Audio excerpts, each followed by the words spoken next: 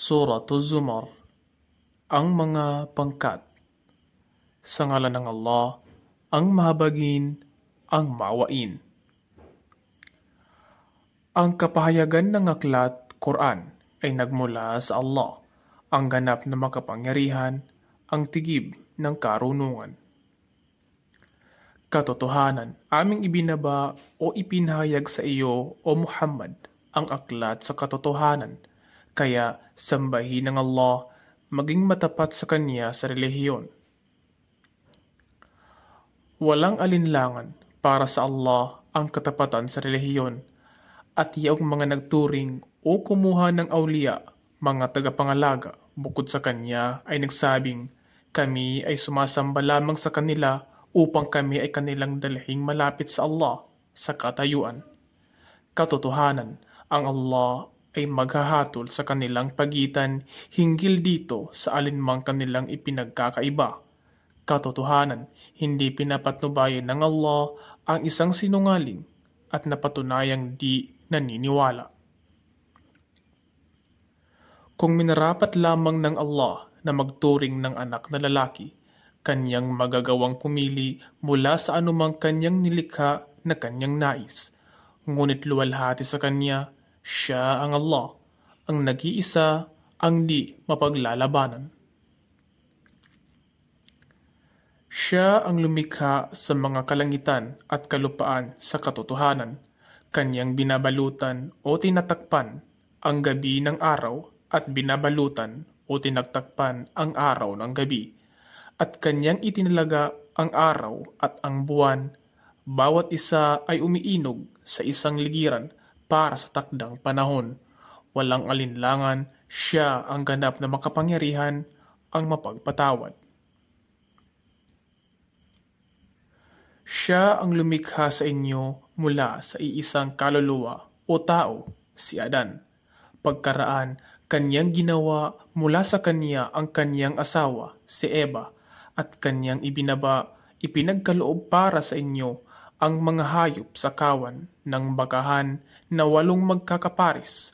Siya ang lumilikha sa inyo sa mga sinapupunan ng inyong mga ina, paglikha na sinundan ng paglikha sa 3 bahagi ng kadiliman.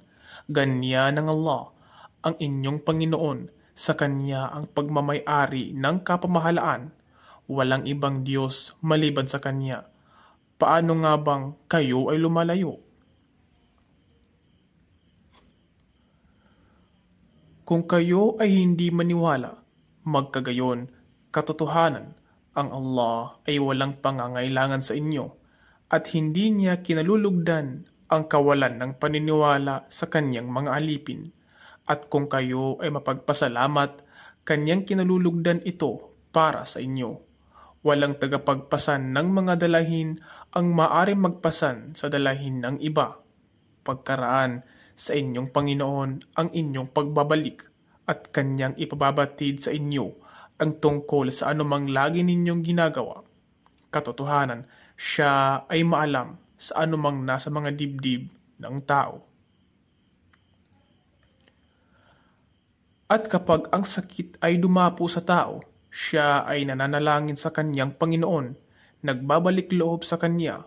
Pagkaraan, kapag kanyang iginawad sa kanya ang pagpapala mula sa kanyang sarili, siya ay nakalilimot sa kanya na kanyang dinalanginan noon, at siya ay nag-akibat sa Allah ng kapantay upang iligaw ang iba mula sa kanyang landas.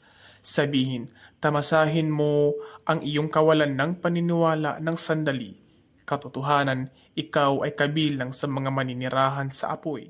Ang isa bang tapat na sumusunod sa Allah sa mga oras ng gabi, nagpapatira pa at tumitindig sa pagdarasal, pinangangambahan ang kabilang buhay at umaasa sa habag ng kanyang Panginoon ay katulad ng isang di gumagawa nito? Sabihin, magkatumbas ba yaong mga nakaalam at yaong mga walang alam? Ang mga makaalala lamang sa Allah ay silang mga nagtataglay ng pangunawa. Sabihin, o aking mga naniniwalang alipin, matakot kayo sa inyong Panginoon para sa mga gumagawa ng kabutihan sa mundong ito. Ang gantimpala ay kabutihan at ang lupain ng Allah ay malawak.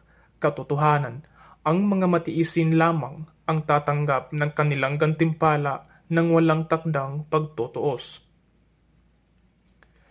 Sabihin mo sa kanila, O Muhammad, katotohanan, ako ay napag-utusan na sambahin ng Allah, maging matapat sa Kanya sa relihiyon. At ako ay napag-utusan na manguna sa mga Muslim sa pagtalima sa Allah. Sabihin, katotohanan, kinatatakutan ko na kung ako ay susuway sa aking Panginoon, ang parusa ng isang dakila araw. Sabihin, tanging sa Allah ako sasamba, matapat sa Kanya sa aking relihiyon. Kaya sumamba kayo sa anumang inyong nais bukod sa Kanya.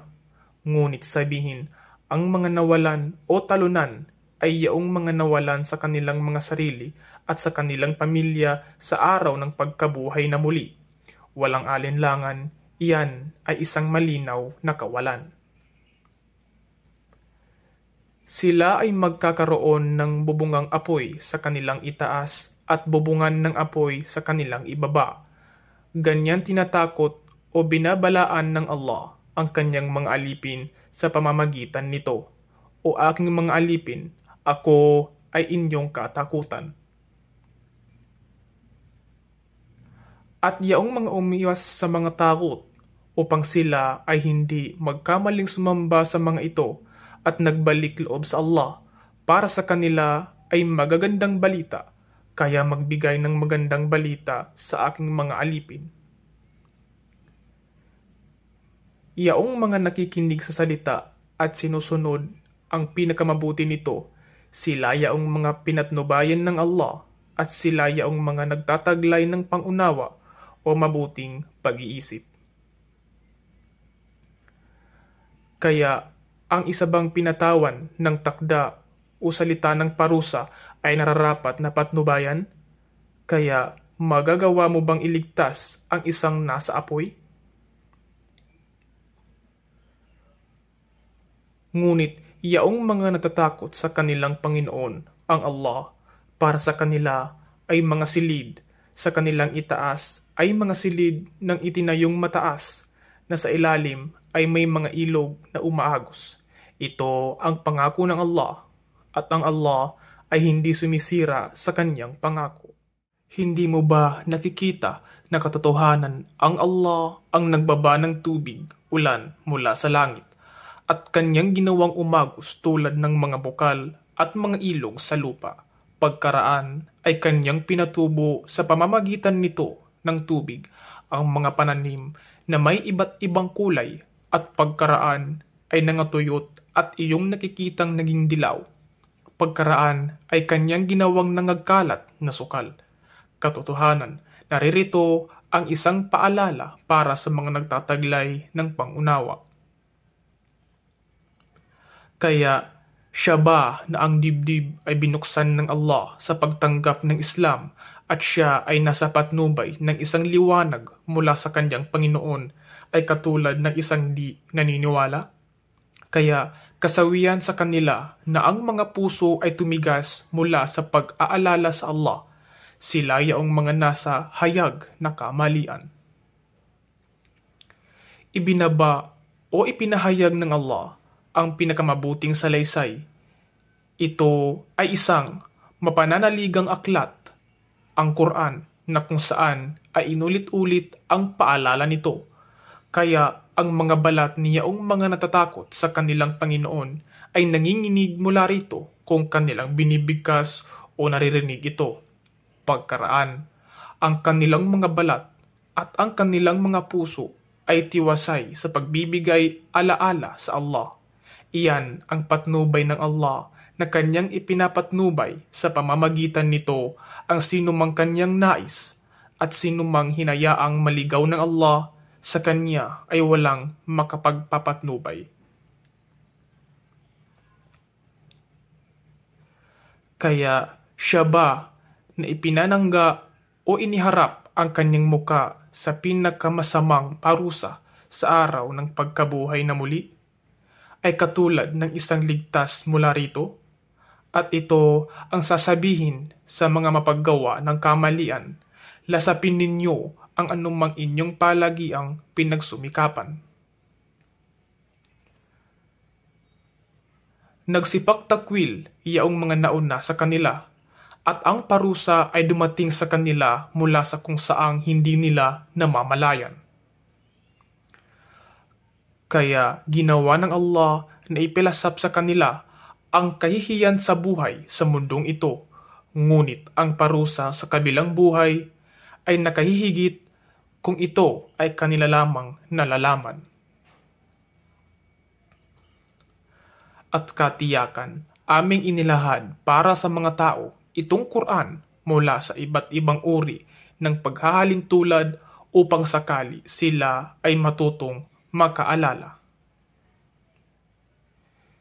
Ito ay Quran sa wikang Arabe na walang anumang taglay na paglihis mula sa katotohanan upang sakali sila ay matutong matakot sa Allah. Ang Allah ay naglahad ng isang paghahalintulad, isang tao o alipin na magkasalong pag-aari ng nag-aalitang magkatambal, magkasosyo, at ang isa namang tao o alipin na tanging pag-aari ng isang tao, sila bang dalawa ay magkatulad sa paghahambing? Alhamdulillah, ang lahat ng papuri ay sa Allah, ngunit karamihan sa kanila ay hindi nakaalam. Katotohanan, ikaw o Muhammad ay mamamatay, at katotohanan, sila rin ay mamamatay. Pagkaraan, katiyakan sa araw ng pagkabuhay na muli, kayo ay magtataltalan o magtatalo sa harapan ng inyong Panginoon. Kaya, sino ba ang gumagawa ng kamaliang nakahihigit kaysa sa isang nagsisinungaling laban sa Allah at nagtatakwil sa katotohanan nang ito ay dumating sa kanya? Hindi ba sa impyerno ay may isang nakalaang tirahan para sa mga di naniniwala? At ang isa na siyang nagdala ng katotohanan, si Muhammad, at yaong mga naniwala nito, sila yaong mga tunay na natatakot sa Allah. Sila ay magkakaroon ng anumang kanilang inaasam sa kanilang Panginoon. Iyan ang gantimpala ng mga mapaggawa ng kabutihan. Upang pawiin ng Allah mula sa kanila ang pinakamasama sa kanilang ginawa, at sila ay gantimpalaan ng ayon sa pinakamabuti nilang laging ginagawa. Hindi ba sapat ang Allah para sa kanyang alipin si Muhammad? Ngunit sila ay nanakot sa iyo sa pamamagitan niyaong mga ibang kanilang sinasamba bukod sa Allah. At sino mang hinayaan ng Allah na maligaw, sa kanya ay walang makapagpapatnubay. At sino man ang pinatnubayin ng Allah, sa kanya ay walang makapagpapaligaw. Hindi ba ang Allah ay ganap na makapangyarihan, ang may tangan ng pagpaparusa? At kung sila ay iyong tanungin, sino ang lumikha sa mga kalangitan at kalupaan? Katiyakan, sila ay magsasabi, ang Allah ang siyang lumikha ng mga ito. Sabihin, kaya isinasaalang-alang ba ninyo bilang tagapaglikha ang anumang inyong mga dinadalanginan bukod sa Allah? Kung ang Allah ay maglayon ng pinsala sa akin, sila ba na inyong mga dinadalanginan ay makapag-aalis ng kanyang pinsala? O kung siya, Allah, ay maglayon ng habag sa akin, sila ba ay makapipigil sa kanyang habag? Sabihin, sapat na para sa akin ng Allah, tanging sa kanya nagtitiwala ang mga nagtitiwala. Sabihin, o aking mga mamamayan, magsigawa kayo ng ayon sa inyong kalagayan, sapagkat katotohanan, ako ay gumagawa ng ayon sa aking kalagayan at hindi maglalaon inyong mapag-aalaman. Kung kanino darating ang isang kahiyahiyang parusa at kanino bababa ang walang hanggang parusa. Katotohanan, aming ibinaba o ipinahayag sa iyo, O Muhammad, ang aklat para sa sangkatauhan sa katotohanan.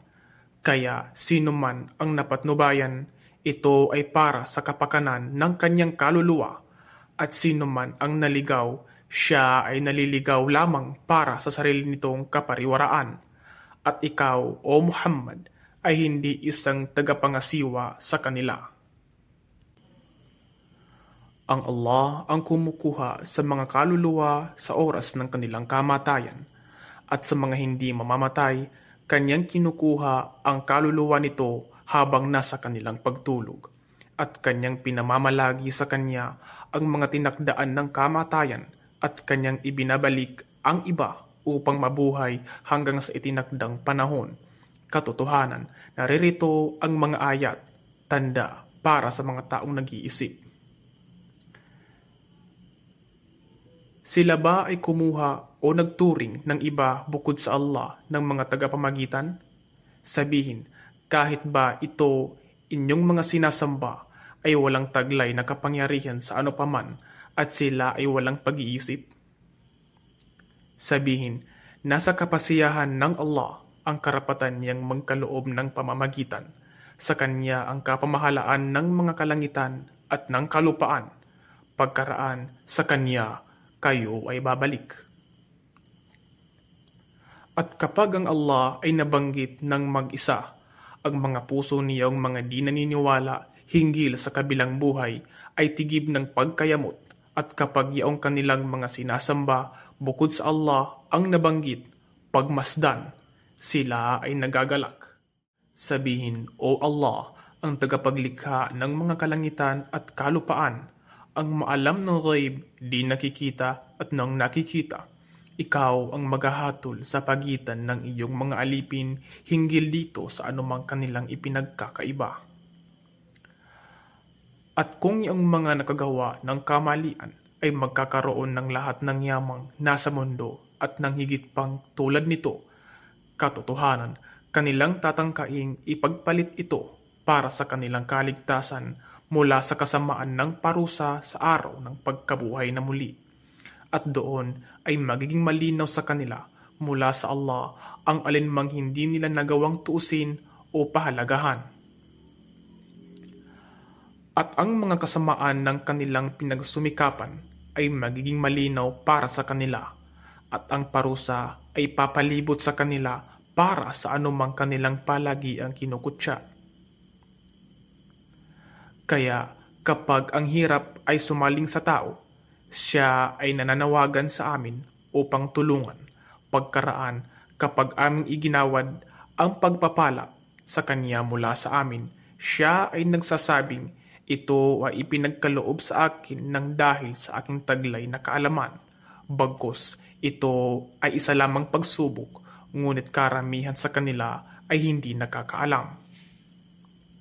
Katiyakan, yaong mga nauna sa kanila ay nagsabi na rin nito, ngunit sila ay hindi natulungan ng anumang kanilang lagi ng pinagsusumikapan.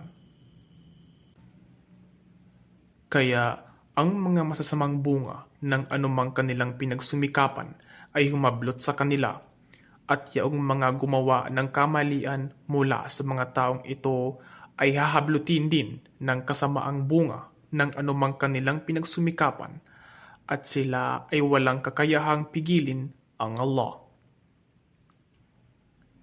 Hindi ba nila nalalaman na pinalalawig ng Allah ang panustos ng sinumang kanyang naisin at hinihigpitan ito sa sinumang kanyang naisin? Katotohanan, naririto ang mga ayat, pahiwatig o aral para sa mga taong naniniwala. Sabihin, O aking mga alipin na nagmalabis sa paggawa ng mga kasalanan laban sa kanilang mga sarili, huwag kayong mawalan ng pag-asa mula sa habag ng Allah. Katotohanan, pinatatawad ng Allah ang lahat ng kasalanan. Katiyakan, siya ang lagi ng mapagpatawad, ang maawain. At magbalik loob kayo sa pagsisisi sa inyong Panginoon at tumalima sa Kanya sa Islam bago dumating ang parusa sa inyo, sapagkat pagkaraan niyan, kayo ay hindi matutulungan. At inyo sundin ang pinakamahusay sa alinmang kautusan o tagubiling ipinahayag sa inyo mula sa inyong Panginoon bago sumapit ang parusa sa inyo ng biglaan habang hindi ninyo namamalayan. Upang huwag na di magsabi ang isang kaluluwa, kay laki ng aking siphayo para sa anumang aking nakaligtaan o napabayaan hinggil sa Allah, na ako ay naging kabilang ng mga mapanuya. O maaring ito ay magsasabing, kung ako lamang ay pinatnubayan ng Allah, marahil ako ay naging kabilang ng mga natatakot sa Kanya. O maaring ito ay magsasabi kapag makikita nito ang parusa, kung mayroon lamang akong isa pang pagkakataon na makabalik sa mundo upang ako ay mapabilang sa mga mapaggawa ng kabutihan. Ngunit oo, katiyakan, mayroon nang dumating sa iyo na aking mga ayat, babala, ngunit ikaw ay nagtakwil sa mga ito, at ikaw ay naging mapagmalaki, at ikaw ay naging kabilang ng mga di naniniwala. At sa araw ng pagkabuhay na muli, iyong makikita yaong mga nagsinungaling laban sa Allah na ang kanilang mga mukha ay nangitim. Hindi ba sa impyerno ay may isang tirahan para sa mga mapagmalaki? At ililigtas ng Allah yaong mga natatakot sa Kanya sa pamamagitan ng kanilang mga napagtagumpayan o natamong buti. Walang kasamaan ang sasaling sa kanila at sila ay walang madaramang kalungkutan. Ang Allah ang siyang tanging tagapaglikha ng lahat ng bagay at siya ang tagapangasiwa sa lahat ng bagay. Sa Kanya ang pagmamay-ari ng mga susi ng mga kalangitan at kalupaan, at iyong mga di naniniwala sa mga ayat, kapahayagan, babala o tanda ng Allah, sila yaong mga talunan o mga nawalan. Sabihin mo sa kanila, O Muhammad, kayo ba ay naguutos sa akin na sambahin ang iba bukod sa Allah? O kayong mga taong mangmang? At katiyakan, ito ay ipinahayag na sa iyo, O Muhammad, at sa mga sugo ng Allah, na nauna sa iyo na kung ikaw ay magtatambal ng ano paman sa Allah, ang lahat ng iyong mga gawain ay maging walang kabuluhan, at katiyakan na ikaw ay mapabibilang sa mga talunan o mga nawalan. Bagkus, ang Allah ang iyong nararapat na sambahin, tanging siya lamang at makibilang sa mga mapagpasalamat. At sila ay hindi nagbigay ng pagpapahalaga o pagdakila sa Allah ng kaukulang pagpapahalaga o pagdakilang nararapat ilaan para sa Kanya, samantalang ang buong kalupaan ay Kanyang dadakutin sa araw ng pagkabuhay na muli, at ang mga kalangitan ay lulukutin ng Kanyang kanang kamay, luwalhati sa Kanya at sadyang mataas sa anumang itinatambal sa Kanya. At ang tambuli ay hihipan sa unang pagkakataon, kaya sino man ang nasa mga kalangitan at sino man ang nasa kalupaan ay malilipol, maliban sa sino mang ninais ng Allah, at ito ay muling hihipan sa ikalawang pagkakataon, at kapag dakay, sila ay magsisitayuan na nakatingin at naghihintay sa kahihinat ng paghatol. At ang kalupaan ay mangingislap sa liwanag ng Panginoon nito, at ang talaan ng gawa ay ilalagay ng nakabukas, at ang mga propeta at ang mga saksi ay dadalhin sa harapan, at ito ang talaan ay maghahatol sa kanilang pagitan ng makatotohanan, at sila ay hindi dadayain sa paghuhukom. At bawat kaluluwa ay babayaran ng lubusan para sa anumang ginawa nito, at siya ang maalam ng anumang kanilang ginagawa. At iyong mga di naniniwala ay itataboy sa impyerno ng pangkat-pangkat hanggang kapag sila ay makarating dito. Ang mga pintuan nito ay ibubukas upang sila ay papasukin, at ang mga tagapagbantay nito ay magsasabi sa kanila, hindi ba dumating sa inyo ang mga sugong nagmula sa inyong mga sarili, inyong lahi, na bumibigkas sa inyo ng mga ayat, kapahayagan, ng inyong Panginoon at kayo ay binabalaan ng pagkikipagharap sa inyong araw na ito? Sila ay sasagot, oo, ngunit ang salita o takda ng parusa ay nasa katuparan laban sa mga di naniniwala. Ito ang sasabihin sa kanila, humaya kayong magsipasok sa mga pintuan ng impyerno upang manatili roon, at tunay na napakasabang hantungan para sa mga mapagmalaki. At yaong mga natatakot sa kanilang Panginoon ay dadalhin patungo sa paraiso ng pangkat-pangkat, hanggang kapag sila ay makarating dito at ang mga pintuan nito ay ibubukas at ang mga tagapagbantay nito ay magsasabi sa kanila, kapayapaan sa inyo, kayo ay naging dalisay, kaya magsipasok kayo rito upang kayo ay manatili rito ng walang hanggan.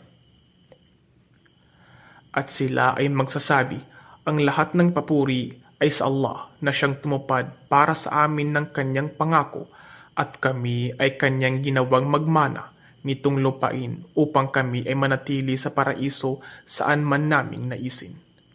Kaya sadyang pinagpala ang gantimpala ng mga mabubuting manggagawa. At iyong makikita ang mga anghel na pinaliligiran ang trono ng Allah. Kanilang ninulwalhati na mga papuri ang kanilang Panginoon, at sila, mga alipin ng Allah, ay hahatulan sa kanilang pagitan sa katotohanan. At ito ang sasabihin ng mga nasa paraiso, Alhamdulillah, ang lahat ng papuri ay sa Allah, ang Panginoon ng lahat ng mga nilikha.